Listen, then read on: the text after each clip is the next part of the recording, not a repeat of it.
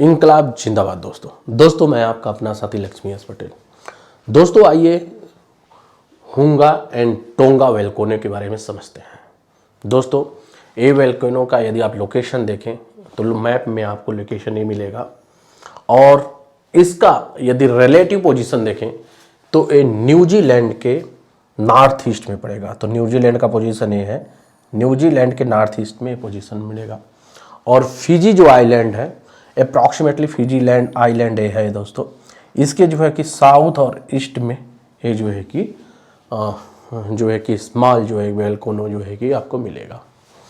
दोस्तों ये पहली बार 2009 में जो है कि इसका एरप्शन हुआ था, उसके कारण जो है यहाँ पे जो है कि काफ़ी वेलकोनो का जो है कि एक आइलैंड ही बन गया था, जिसको हुंगा एंड टोंगा के नाम से जाना जाता है।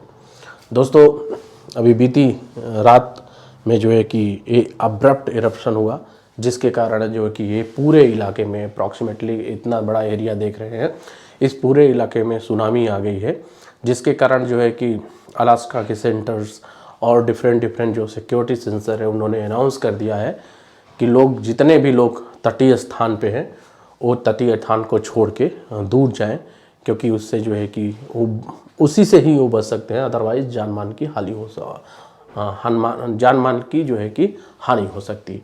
और यदि आप लैटिट्यूड एंड लॉन्गिट्यूड के पोजीशन से देखेंगे तो जो हुंगा टोंगा का लैटिट्यूड है 20.536 डिग्री साउथ, एंड लॉन्गिट्यूड आप देखेंगे तो आएगा 175.382 वेस्ट आएगा। दोस्तों ये इसका लॉन्गिट्यूड एंड लैटिट्यूड पोजीशन है दोस्तों।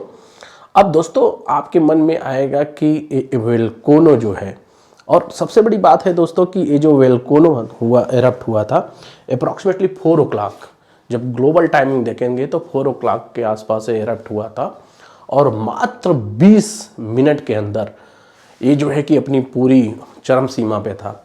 और यदि इसका पेरीमीटर देखा जाए तो इसका पेरीमीटर जो है कि पेरीमीटर अप्रॉक्सीमेटली, पेरीमीटर तो बहुत बड़ा था दोस्तों, पर हम इसकी डायामीटर की बात करें तो मैक्स जो डायामीटर था जिसका इफेक्ट वो देखा था, तो ये इसका जो डायामीटर था ये जो है कि 260 जो है किलोमीटर का था दोस्तों।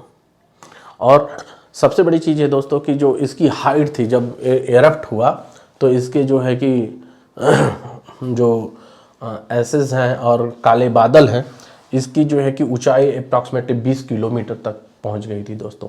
तो जब आप देखेंगे दोस्तों एटमॉस्फियर्स के डिफरेंट जोन को, तो पहले आता है ट्रोपोस्फियर आता है, फिर स्ट्रेटोस्फियर आता है, फिर उसके बाद डिफरेंट स्फीयर आता है। तो ये ऑलमोस्ट जो ट्रोपोस्फियर है उसके जो है कि टॉप मोस्ट पोजीशन पे जा चुका था। और सबसे बड़ी चीज़ है कि इसका इम्पैक्ट इतना है दोस्तों कि आप ये देखेंगे कि ये पूरा जोन जो है कि सुनामी की चपेट में आ गया है दोस्तों। और इसके कारण जो है कि कई देशों के इंटरनेट सेवा बाधित रही थी, उसके कारणों पर हम जिक्र करेंगे। पर सबसे बड़ी बात है कि जो ये जो है कि हुंगा एंड टोंगा वेलकोनो इरप्ट हुआ था, इसका जो है कि पूर्वाभास हमारे वैज्ञानिकों ने लगा पाया था। जब ये इरप्ट हुआ उसके बाद जो है कि इनको जो है कि सिग्नल मिले, और सिग्नल मिलते ही जो है कि इन्होंने लोगों को अलर्ट करना शुरू किया। अब दोस्तों आपके दिल और दिमाग में एक क्वेश्चन आ रहा होगा कि आखिर वेलकोनो जो है एरप्ट कैसे होता है, उसकी थ्योरी क्या है। और दूसरा क्वेश्चन आपके दिमाग में आएगा दोस्तों कि जब इतना इंटेंसिफाई जो वेलकोनो था, तो इसकी हाइट जो है कि अप्रॉक्सीमेटली 16 किलोमीटर से 20 किलोमीटर तक ऊपर जो है उठ के क्यों रुक गई, उसके ऊपर क्यों नहीं गई, मतलब जो ट्रोपोस्फियर है उसके ऊपर क्यों नहीं गई। इन दोनों का क्वेश्चन का जवाब देने के लिए मैं आपको नेक्स्ट स्लाइड में ले जाता हूं और समझाने की कोशिश करूंगा स्टेप बाय स्टेप कि वोल्केनो का क्या प्रोसेस है, और इस वोल्केनो इतना इंटेंसिफाई होने के बावजूद भी वो 20 किलोमीटर की हाइट के ऊपर क्यों नहीं गया। तो दोस्तों इस पिक्चर को आप देखिए ध्यान से, तो आप देखिए कि इसका जो है कि ये सेंटर है हमारा, अप्रॉक्सीमेटली ये सेंटर है, और आप सेंटर के आप इर्द गिर्द देखेंगे आप, तो ये जो है कि हाइट में आया होगा 100% आया होगा, बट ये जो है कि अप्रॉक्सीमेटली इस दिशा में और इस दिशा में जो है कि फैलना शुरू कर दिया। ये ऊंचाई मैक्सिमम ऊंचाई पे जा नहीं पाया, मतलब जो 20 किलोमीटर ऊंचाई है अप्रॉक्सीमेटली, उसके ऊपर क्यों नहीं गया, उसके पीछे क्या साइंटिफिक रीजंस है, इस चीज़ को हम जो है कि आपको जो है कि समझाने की कोशिश करेंगे। और यदि आप बहुत इंटरेस्टेड है कि आखिर क्यों नहीं गया, उसके पीछे रीजन क्या है, और साइंटिफिक बहुत सारे उसमें जो है कि टेक्नोलॉजी के बारे में जानना चाहते हैं या प्रोसेस के बारे में जानना चाहते हैं, तो आप एक वेबसाइट में आपको बता रहा हूँ, severiousweather.com करके है, उस वेबसाइट पे जाइए, वहाँ पे आप पूरी डिटेल मिलेगी। तो दोस्तों पहला क्वेश्चन है कि वोल्केनो जो है कि क्यों इरप्ट होता है। दोस्तों वोल्केनो इरप्ट होने का कारण ये होता है कि जब दो टैक्टिक्स प्लेनें जो होती हैं आपस में जो है कि कोलाइड करती हैं, और कोलाइड जब होता है दोस्तों तो उनके बीच में बहुत बड़ा घर्षण होता है, और कोलिजन्स का जो है कि इम्पैक्ट इतना होता है कि एक टेक्टोनिक प्लेट दूसरे टेक्टोनिक प्लेट पे चढ़ जाती है, और जब चढ़ती है एक दूसरे के ऊपर तो क्या होता है, उनके सरफेस टू सरफेस एक बहुत बड़ी पट्टी होती है जिसके बीच में जो है कि पूरी की पूरी जो है कि रॉक्स जो है कि आपस में जो है कि ड्रैग करते हुए आगे बढ़ते हैं, और वो इतना जो है कि एनर्जी लिबरेट करते हैं कि जितने भी उसके आसपास के रॉक्स होते हैं वो प्लाज्मा में कन्वर्ट हो जाते हैं, मतलब लिक्विड फॉर्म में कन्वर्ट हो जाता है। और वहीं से दोस्तों जो है कि आप देखेंगे कि वोल्केनो इरप्शन शुरू हो जाता है। आप इस पिक्चर को देखिए दोस्तों, इस पिक्चर को जब देखेंगे तो बहुत अच्छे ढंग से समझाने की कोशिश किया है कि देखिए, यदि आप पूरे ग्लोब को देखेंगे तो नॉर्थ जो अमेरिका है इस दिशा में है, और बाद में जो है कि एशिया का प्लेन है, और जो है कि ऑस्ट्रेलिया का वाला सेक्शन इधर है। तो आप देखेंगे कि इन दोनों प्लेटों के बीच में एक ड्रिफ्टिंग हुई है। देखिए, तो ये जो है कि इधर का जो प्लेट था, ठीक है, इधर का प्लेट नॉर्थ अमेरिकन प्लेट के अंदर जो है कि ड्रिफ्ट हो गया, मतलब घुस गया। उसके बाद और ये प्लेट इधर से शिफ्ट हुआ और ये घुस गया, आप कह लीजिए, अब इसको इंसर्ट हो गया। उसके बाद इनके बीच में ड्रिफ्टिंग हुई, और ये ड्रिफ्टिंग होने के कारण दोस्तों मैं आपको बताता हूँ, इन ड्रिफ्टिंग होने के कारण यहाँ पे सारे प्लाज्मा जनरेट होने शुरू किए, मतलब रॉक का जो लिक्विड फॉर्म है उसके कारण जो है कि प्लाज्मा जनरेट हो गए। और यदि आप जो है कि सैटेलाइट के जो है कि इमेज को देखेंगे दोस्तों तो आपको साफ साफ दिखेगा कि ये आपका हुंगा एंड टोंगा का जगह है, और ये जो है कि इधर का प्लेट है और इधर नॉर्थ अमेरिकन प्लेट है। ये देखिए साफ साफ जो है कि आपको बॉर्डर दिखाई देगा, दोनों के बीच में एक गैप है, दोनों टेक्टोनिक प्लेट एक दूसरे को जो है कि इंटरसेक्ट करते हुए, एक जो है कि नीचे है, एक जो है कि ऊपर होते हुए आगे जाती है। तो कोलिजन होने के कारण दोस्तों ये जो सेक्शंस है जो है कि इसके इनर सरफेस पे प्लाज्मा जो है कि हो जाता है। अब दोस्तों एक चीज़ और होती है कि आप जनरली देखेंगे जितने भी वोल्केनिक एरप्शन होते हैं वो इतने डेंजरस नहीं होते हैं, पर ये कहा जा रहा है कि जो ये हुंगा एंड टोंगा का जो वोल्केनिक एरप्शन है वो बहुत डेंजरस। इसके पीछे क्या कारण होता है दोस्तों, इसको समझने की कोशिश करते हैं। दोस्तों क्या है कि जो हुंगा एंड टोंगा वाला एरिया है ये है पैसिफिक ओशियंस में है। पैसिफिक ओशियंस बहुत बड़ा प्लेट है दोस्तों, तो ओशियन में होने के कारण ये पानी से घिरा है, और जब ऐसी सिचुएशन आती है जब दो टेक्टोनिक जो है प्लेटें एक दूसरे को जो है कि घर्षण करके एक दूसरे के ऊपर चढ़ती है तो प्लाज्मा बनता है। प्लाज्मा जो है कि ऊर्जा लिबरेट होती है, और वो प्लाज्मा जब गर्म होता है दोस्तों तो आपको उस जो कि ऊपरी सरफेस पे आने की कोशिश करेगा, क्योंकि वो गैसियस स्टेट में होगा। गैसियस स्टेट में होगा तो अंदर जो एक प्रेशर डेवलप होगा, जब प्रेशर डेवलप होगा तो बाहर जाने की कोशिश करेगा, और जहां से भी धरती का वीक स्थान पाएगा वहां से जो है कि प्लाज्मा जो है कि निकलना शुरू करेगा। जैसे ही प्लाज्मा धरती की सरफेस से बाहर निकल के बाहर आ जाता है, ठंडा होने लगता है, उसे हम लोग लावा कहते हैं।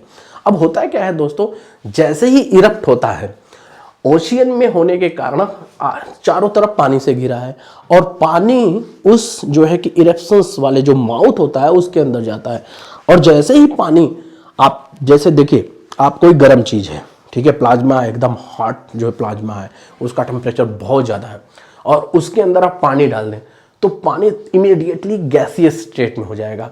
तो वो पानी जो है कि एक्सप्लोजन का काम करता है, और उसके कारण ऐसे जो जितने भी आप देखेंगे वोल्केनो प्लेसेस हैं वो जो है कि बहुत डेंजरस होते हैं। पानी उसके अंदर जाता है और वो विस्फोट का काम करते हैं और दुगनी इंटेंसिटी से, दुगनी और तिगनी इंटेंसिटी से पूरा वोल्केनो जो है कि एरप्ट हो जाता है दोस्तों।